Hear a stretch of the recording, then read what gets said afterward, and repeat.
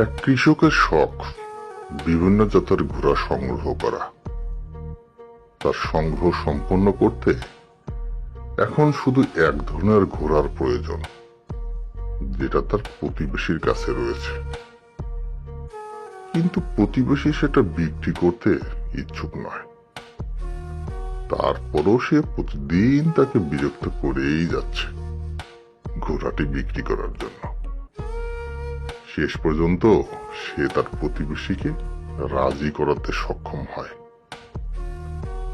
কিন্তু তার এই আনন্দ বেশি দিন সইল না। এর 1 মাস পরেই ঘোড়াটি অসুস্থ হয়ে পড়ল। পশু ডাক্তার এসে ঘোড়াটিকে দেখে বলল, এটি একটি মারাত্মক ক্ষতিকর ভাইরাসে আক্রান্ত। সে কিছু ঔষধ লিখে দিয়ে বলল, এগুলো 3 দিন ধরে খাওয়াতে হবে। এর মধ্যে সুস্থ না হলে 3 দিন পরে ঘোড়াটিকে মেরে ফেলতে হবে, না হলে তোমার অন্যান্য ঘোড়াগুলো সংক্রমিত হবে। ডাক্তার আর কৃষকের কথাগুলো একটি ছাগল আবার মনোযোগ দিয়ে শুনছিল। কিছুক্ষণ পরে কৃষক এসে ঘোড়াটিকে ঔষধ খাইয়ে আবার নিজের কাজে গেল। তখন ছাগলটি এসে ঘোড়াটিকে বলল, শক্ত হও বন্ধু, তোমাকে সুস্থ হতেই হবে, না হলে ওরা তোমাকে মেরে ফেলবে।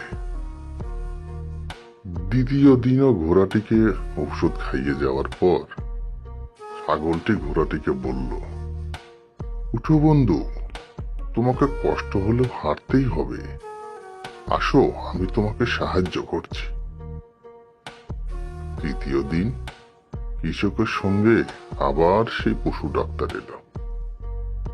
ওষুধ খাওয়ানোর পরে ডাক্তার বলতে লাগলো, না আর কিছু করার নেই, কালকে ঘোড়াটিকে মেরে ফেলতে হবে, না হলে তোমার অন্যান্য ঘোড়াও সংক্রমিত হতে পারে। কোনো সুযোগ নেওয়া ঠিক হবে না। কৃষকও নিরুপায় হয়ে তাতে সায় দিল। এবার তারা চলে যাওয়ার পর ছাগলটি এসে ঘোড়াটিকে বলল, আজকে শেষ সুযোগ বন্ধু, উঠে দাঁড়াও, তোমাকে পারতেই হবে, দৌড়াতে হবে। এই তো হচ্ছে, তুমি পেরেছ, আর একটু, চমৎকার, তুমি পারবেই। অবশেষে ঘোড়াটি দৌড়াতে শুরু করলো। এমন সময় হঠাৎ কৃষক এসে দেখতে পেল ঘোড়াটি দৌড়াচ্ছে। সে আনন্দে আত্মহারা হয়ে বলতে লাগলো, অবিশ্বাস্য, আমার ঘোড়া সুস্থ হয়ে গেছে। কোথায় সবাই? এই আনন্দে আজকে পার্টি হবে। এই কে আছিস? ছাগলটাকে জবাই কর।